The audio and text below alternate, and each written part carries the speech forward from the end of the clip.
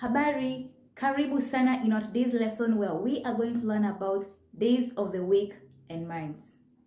So let's start by learning some vocabulary. Day, siku. Week, wiki. Today, leo. Tomorrow, kesho. Yesterday, jana. Month, mwezi. Also, mwezi is referred to as the moon. Days of the week.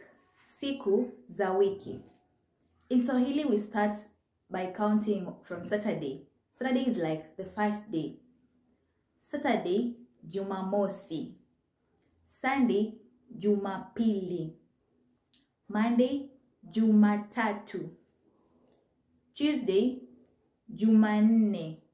Wednesday, Jumatano. Thursday, Alhamisi. Friday, Ijumaa. Month or miezi. Mwezi wa kwanza, January. Mwezi wa pili, February. Mwezi wa tatu, Machi. Mwezi wa nne, Aprili. Mwezi wa tano, Mei. Mwezi wa sita, Juni. Mwezi wa saba, Julai. Mwezi wa nane, Agosti. Mwezi wa tisa, September. Mwezi wa kumi, October.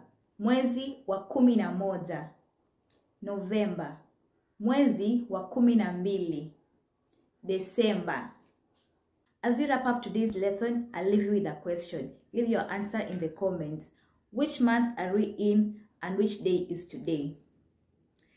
Thank you so much for staying with me through until the end of the lesson. If you are yet to subscribe, please subscribe so that you don't miss out my lessons every Mondays, Wednesdays, and Fridays.